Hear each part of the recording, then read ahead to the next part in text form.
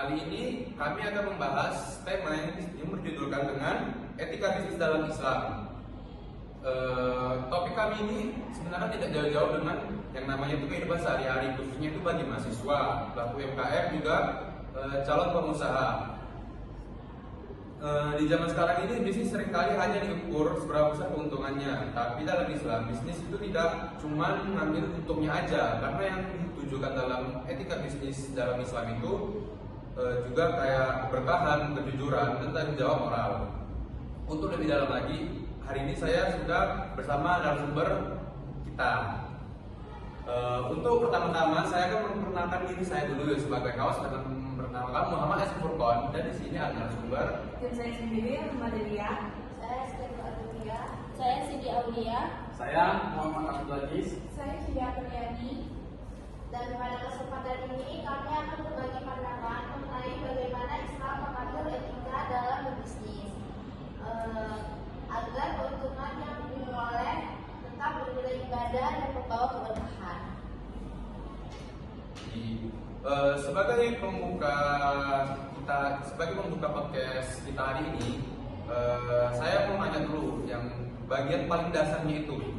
Sebenarnya apa sih etika bisnis dalam Islam itu? Karena kan dari awal kita kan membuka ini dengan tema etika bisnis dalam Islam. Pasti kan semuanya belum pada tahu nih.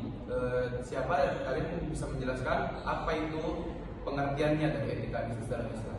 Nah, etika bisnis dalam Islam itu seperangkat nilai dari prinsip yang mengatur bagaimana aktivitas bisnis dilakukan sesuai dengan ajaran Al-Quran dan Hadis. Bisnis dalam Islam bukan sekedar bisnis, aktivitas ekonomi, tetapi juga bagian dari ibadah. Karena itu, setiap prosesnya harus menunjukkan nilai kejujuran, keadilan, tanggung jawab, dan tidak merugikan pihak lain. Baik, berarti menurut kamu itu etika bisnis dalam Islam itu bukan hanya sekedar aktivitas ekonomi, tetapi juga bagian dari ibadah. Oke, karena tema kita hari ini mencari untung tanpa kehilangan keberkahan. Menurut Islam nih, bagaimana konsep keuntungan yang betul? Dalam Islam, mencari keuntungan itu halal dan dianjurkan, asalkan caranya benar. Keuntungan yang berkah bukan hanya besar jumlahnya, tetapi diperoleh melalui cara yang jujur, tidak curang, tidak menipu, dan tidak mengandung unsur haram seperti riba, garam, dan penipuan. Rasulullah SAW bersabda bahwa pedagang yang jujur dan amanah akan dikumpulkan bersama para nabi dan orang-orang soleh. Ini menunjukkan bahwa bisnis yang beretika memiliki nilai spiritual yang sangat tinggi. Baik, berarti mencari untung tanpa kehilangan keberkahan menurut Islam itu menurut kamu hal-hal yang tidak boleh dilakukan itu kayak harus tidak boleh curang, tidak menipu, dan juga harus jujur. Terus juga apa tadi? Tidak mengandung riba dan gharar ya. Baik, pastikan dalam etika bisnis itu ada yang namanya prinsip. Dari setiap bisnis, walaupun itu bisnis yang konvensional atau bisnis dalam Islam, prinsip itu kan pasti penting.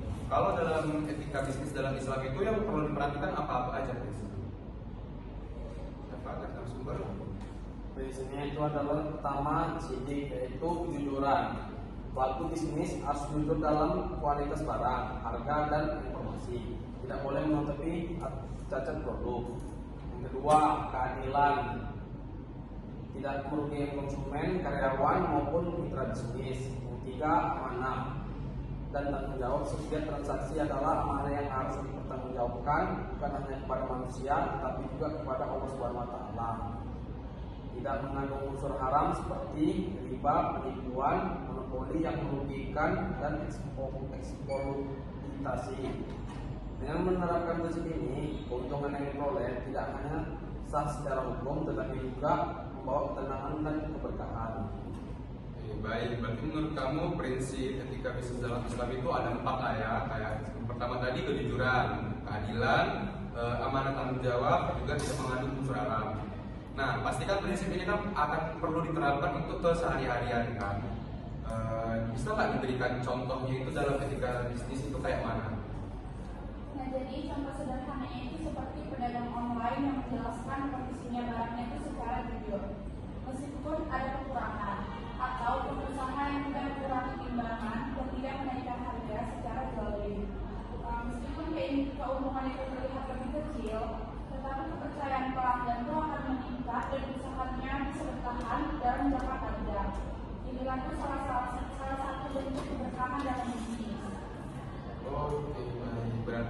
kamu itu kalau misalnya contoh-contohnya itu yang penting tidak zalim, harus tidak boleh melebih-lebihkan, harganya harus sesuai. Oke, dari semua yang kita bahas tadi, untuk pertanyaan dari saya mungkin sudah terjawab dari semuanya. Sebagai penutupnya nih, apa kalian tuh punya pesan nggak untuk yang bisa disampaikan kepada pendengar tentang etika bisnis dalam Islam? Pesannya yaitu jangan pernah memisahkan antara bisnis dan nilai agama. Islam mengajarkan bahwa bisnis yang baik bukan hanya yang menghasilkan keuntungan besar, tetapi membawa manfaat, keadilan, dan juga keberkahan. Jika niatnya benar dan caranya halal, maka bisnis menjadi jalan rezeki sekaligus ladang ibadah.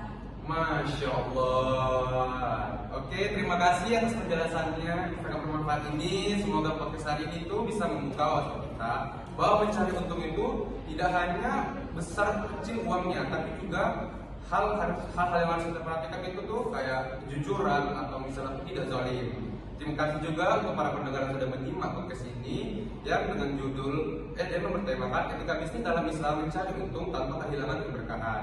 Sampai jumpa di kesempatan yang lainnya. Wassalamualaikum warahmatullahi wabarakatuh.